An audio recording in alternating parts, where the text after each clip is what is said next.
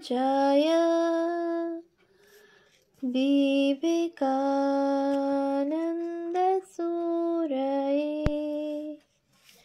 सच्चित्सुखस्वरूपाय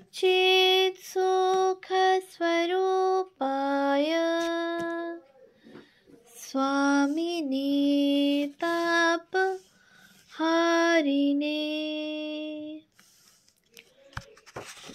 পাশ্চাত্যে বিবেকানন্দ নতুন তথ্যাবলী দিব্য প্রেরণার ব্রত সাধনে। পূজনীয়া মেরি লুইস বার্ক মহাশয়ার রচনা। ভাষান্তর পূজনীয় শ্রী নলিনীরঞ্জন চট্টোপাধ্যায় মহাশয়।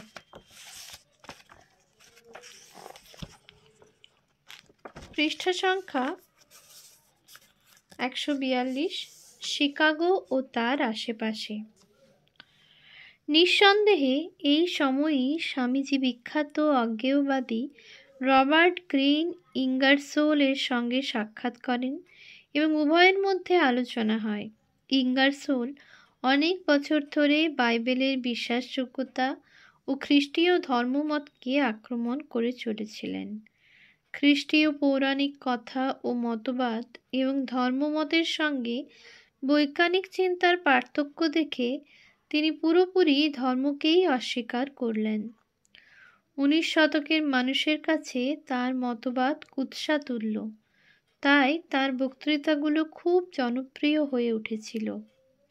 2 নভেম্বর 1893 স্বামীজি আলাসিঙ্গাকে একটি চিঠিতে লিখেছেন, ইঙ্গারসোল প্রতি বক্তৃতায় $5 থেকে $600 পায়। এদেশে সে খুব খ্যাতনামা বক্তা। উৎস বাণী ও রচনা, 6ষ্ঠ খণ্ড, পৃষ্ঠা 386। স্বামীজি এবং ইঙ্গারসোল উভয়ই নিজ নিজ পথ অনুসরণ করে চরম সত্যের মূল্য নিরূপণ করেছিলেন। ধর্ম এবং এই জন্যেই এই দিক থেকে স্বামীজি তাকে সাধুবাদই জানিয়েছিলেন। পরে তিনি বলেছিলেন, একজন ভণ্ডের চেয়ে মুখফুর নাস্তিক ঢের ভালো। উৎস রচনাবলী, ইংরাজি, প্রথম, পৃষ্ঠা 127। পরবর্তীকালে লন্ডনে তিনি ইঙ্গারসোলের সঙ্গে তার একটি আলোচনার বিষয় জানান। আমেরিকার একজন বিখ্যাত অজ্ঞেয়বাদী বক্তা আছেন। তিনি খুব ভালো লোক এবং সুবক্তা। তিনি ধর্ম সম্বন্ধে একটি বক্তৃতা দেন, তাহাতে আমাদের কিছুমাত্র আবশ্যকতা নাই। তাহার মত বুঝাইবার জন্য তিনি এই উপমা প্রয়োগ করিয়াছিলেন। জগৎরূপ এই কমলালেবুটি আমাদের সামনে রহিয়াছে, উহার সব রসটা আমরা বাহির করিয়া লইতে চাই। আমার সঙ্গে তাহার একবার মাত্র সাক্ষাৎ হয়। আমি তাহাকে বলি, আমি আপনার সঙ্গে একমত। আমার নিকট একটি ফল রহিয়াছে, আমিও উহার রসটুকু সব খাইতে চাই। তবে আমাদের মতভেদ ওই ফলটি কি এই লইয়া। আপনি উহাকে কমলালেবু মনে করিতেছেন, আমি ভাবিতেছি আম। আপনি মনে করেন জগতে আসিয়া খাইতে পড়িতে পাইলেই যথেষ্ট হইল এবং কিছু বৈজ্ঞানিক তত্ত্ব জানিতে পারিলেই চূড়ান্ত হইল। আমার সংকল্প সকল বস্তুর মর্মসূত্র অনুসন্ধান করিব, জীবনের প্রকৃত রহস্য কি তাহা জানিব। তোমরা প্রাণের ভিন্ন ভিন্ন বিকাশের আলোচনা করো, আমি প্রাণের স্বরূপ জানিতে চাই।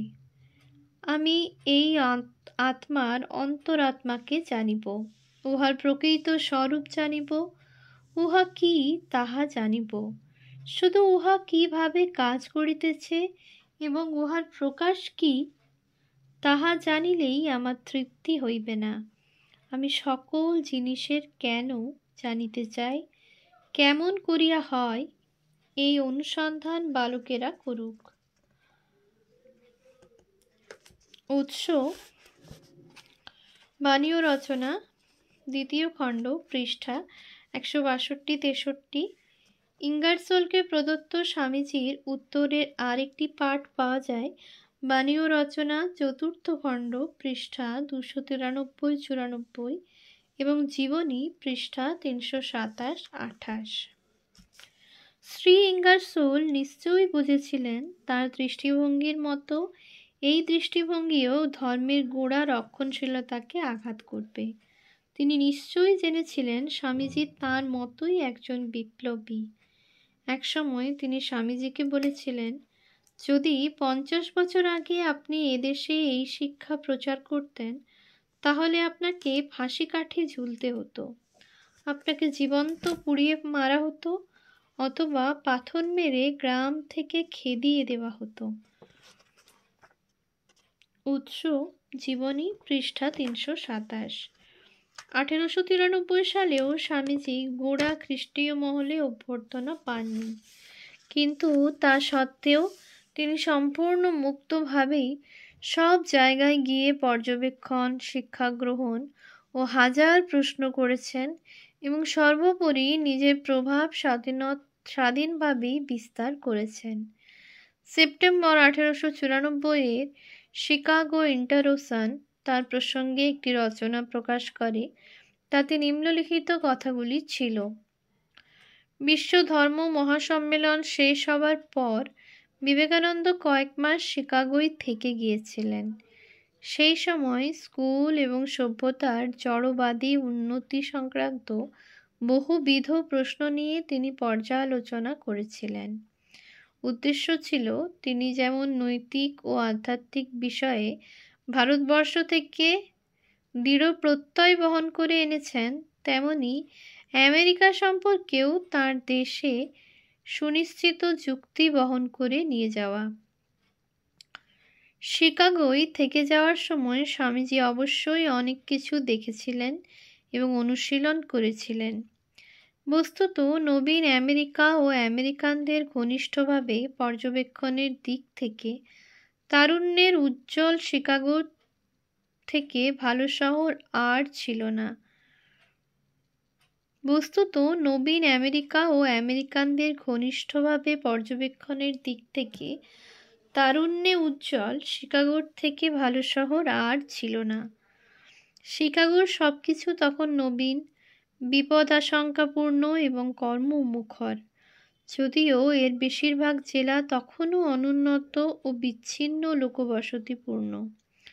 শিকাগোর জনসংখ্যা 60 বছরে 150 থেকে বৃদ্ধি পেয়ে 10 লক্ষে পৌঁছেছে, আর এর শিল্প, এর প্রতিষ্ঠানসমূহ ও উচ্চাকাঙ্ক্ষা সমভাবে বৃদ্ধি পেয়েছে। এর উদ্দামতায় ঘাটতি থাকলেও, এবং সেটা অবশ্যই ছিল, ও পূর্ব উপকূলের অন্যান্য প্রাচীনতর শহরগুলির মতো ততখানি জৌলুস ও খ্যাতি না থাকলেও এ ঘাটতিটুকু পুষিয়ে গিয়েছিল প্রভূত প্রাণ প্রাচুর্যে। এর ঘনবসতিপূর্ণ ব্যবসায়িক এলাকাগুলিতে ঘোড়ায় টানা গাড়ির ঘড়ঘড় শব্দে, কর্দমাক্ত নদীগুলিতে গুণ টানা নৌকা ও বজরার ভিড়ে, শস্য উত্তোলক যন্ত্রে, গুদাম ও কারখানায়, বোর্ড অব ট্রেড, বড় রেললাইনগুলির যোগাযোগ সূত্রে, বিশ্ববিদ্যালয়, নতুন আর্ট মিউজিয়াম এবং সর্বোপরি 31শে অক্টোবর পর্যন্ত পূর্ণ গৌরবে চলেছিল যে বিশ্ব মেলা, তার সূত্রে শিকাগো স্বামীজির কাছে 19 শতকের আমেরিকার খাঁটি চেহারাটি উদ্ঘাটিত করেছিল, যা অন্যত্র এত অকৃত্রিম ও একঘেয়েমি মুক্তভাবে পাওয়া যেত না। শহরে এমনকি বস্তিও ছিল, এবং দুর্দশাগ্রস্ততার দিক থেকে অন্য অংশের বস্তির চেয়ে কিছু কম ছিল না, এবং আরও ছিল একটি জমি জরিপ কার্যালয় যা পৃথিবী বিখ্যাত হয়েছিল। স্বামীজি যেসব স্কুল পরিদর্শন করেছিলেন তার মধ্যে একটা হলো কুক কাউন্টি নর্মাল স্কুল, যার অধ্যক্ষ ছিলেন সুবিদিত কর্নেল ফ্রান্সিস ওয়েল্যান্ড পার্কার। আমেরিকায় জন ডিউইর প্রভাব অনুভূত হবারও আগে কর্নেল পার্কার বোস্টনে প্রগতিশীল শিক্ষানীতির প্রবর্তন করেন এবং 1883 খ্রিস্টাব্দে শিকাগোয় সেটা আনেন। এই সময়েই, অর্থাৎ পার্লামেন্টের পর শিকাগো অবস্থানকালে, স্বামীজি স্কুলটি পরিদর্শন করেছিলেন কি না সেটা নিচের বিবরণী থেকে সুস্পষ্টভাবে বোঝা না গেলেও তিনি যখন স্কুল সংক্রান্ত বহু প্রশ্নের পরীক্ষা নিরীক্ষা করছিলেন তখন সবচেয়ে প্রগতিবাদী স্কুল বাদ গিয়েছিল বলে মনে হয় না। সুতরাং এখানে একটি শিশু দৃষ্টিতে স্বামীজির পরিদর্শনটা উদ্ধৃত করা যেতে পারে। কাহিনীটি নেওয়া হয়েছে হেনরিয়েটা হোমস আর্লের রচনা থেকে, যেটা প্রবুদ্ধ ভারত সেপ্টেম্বর 1933 সংখ্যায় প্রথম প্রকাশিত হয়। শ্রীমতী আর্ল লিখেছেন, আমার কাছে সবসময়ই বিবেকানন্দ অত্যুজ্জ্বল বিবেকানন্দ। তার কারণ সম্ভবত আমি মাত্র এক লহমার জন্যে তার চোখের দিকে তাকিয়েছিলাম। এটা যখন ঘটে তখন আমি নিতান্ত শিশু। কর্নেল ফ্রান্সিস ডাব্লিউ পার্কারের স্কুলে পড়ি। আমাদের অনেকগুলি স্কুল তার নামাঙ্কিত এবং শিক্ষাক্ষেত্রে তার এতখানি প্রভাব যে তাকে শিক্ষা জগতের প্রফেট শ্রেণীতে স্থাপন করা চলে। বহু দূর দেশেও তার কাজ সুবিদিত ছিল এবং অনেক দূর দূর থেকে বাচ্চারা আসতো তাদের বাবা মায়ের সঙ্গে এবং তার শিক্ষা পদ্ধতি অধিগত করে বিদেশে ফিরে যেত, সেখানে সেই পদ্ধতি প্রবর্তন করত।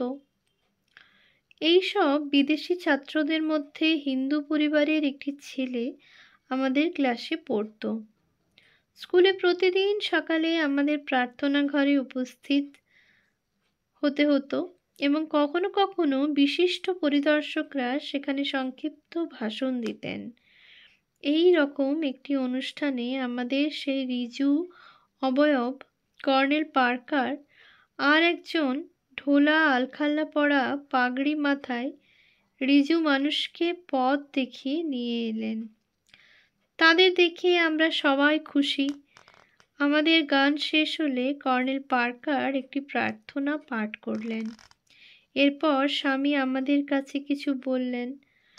আমি তখন এত ছোট যে কি বললেন সেটা মনে থাকার কথা নয়, কিন্তু আমার মনে আছে সমস্ত কক্ষের নিস্তব্ধতা এবং তার চোখে সেই ঔজ্জ্বল্য, সেই শিহরণ জাগানো কণ্ঠস্বর।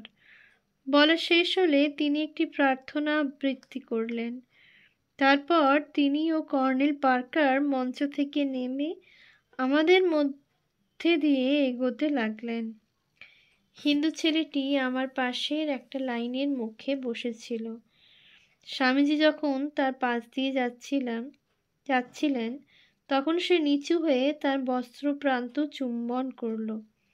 আমি এই ঘটনায় খুব আশ্চর্য হয়ে গিয়ে তাকে জিজ্ঞাসা করলুম, তুমি ওরকম করলে কেন? উনি কে? সে বলল, উনি স্বামী বিবেকানন্দ, একজন ভারতীয় ঋষি। আমি বললুম, এখন আবার ঋষি আছে নাকি? ছেলেটি বলল, তোমাদের দেশে নেই, কিন্তু আমাদের ভারতবর্ষে এখনও আছে। উৎস Henrietta Holmes Earl, Vedanta work in America and its leader Swami Vivekananda. Prabuddha Bharat September 1933, পৃষ্ঠা 447 থেকে 449। যে 2 মাস বা তার কাছাকাছি সময় বিবেকানন্দ শিকাগোতে ছিলেন সে সময় পশ্চিমী সভ্যতার কার্যকারিতা নিয়েই শুধু সংবাদ সংগ্রহ করেননি, শিকাগো শহর ও তার আশেপাশে ভাষণও দিয়েছেন। ক্রিটিক পত্রিকার শিকাগো সংবাদদাতা লুসি মনরোর 7 অক্টোবরের স্বামীজি সম্পর্কিত লেখাটি গত অধ্যায়ে উদ্ধৃত করেছি। স্বামীজির সম্বন্ধে ওর আরও একটি রচনা প্রকাশিত হয় 11 নভেম্বর। লুসি মনরো ছিলেন কবি হ্যারিয়েট মনরোর বোন। হ্যারিয়েটের লেখা স্বামীজির চিত্রোপম বর্ণনা আগেই উদ্ধৃত হয়েছে। হ্যারিয়েট যা করেননি লুসি তাই করেছেন। তিনি একাধিকবার স্বামীজির বক্তৃতা শুনতে গিয়েছেন, কেবলমাত্র সাময়িক পত্রের প্রতিনিধির দায়িত্ব পালনের জন্যেই যে নয়, সেটা তাঁর রচনা থেকেই বোঝা যায়। তার যাওয়ার কারণ স্বামীজির ব্যক্তিগত গুণগ্রাহিতা। এর সামান্য কিছু অংশ পাঠকের কাছে পরিচিত মনে হতে পারে, কারণ স্বামীজি যে আমেরিকায় হিন্দুরা বর্বর নয়। উৎস বাণী ও রচনা, ষষ্ঠ খণ্ড, পৃষ্ঠা 508। এই চিঠির শুদ্ধ তারিখ নভেম্বর 15, 1893। বাণী ও রচনায় ভুল ক্রমে লেখা হয়েছে 1894। এইটি প্রচারে সচেষ্ট ছিলেন। সেটা বোঝাবার জন্যে তিনি লুসির রিপোর্টের একটি অংশ তার একটি চিঠিতে ব্যবহার করেছিলেন। ওম শান্তি শান্তি শান্তি। হরি ওম তৎসৎ। শ্রীরামকৃষ্ণার্পণমস্তু।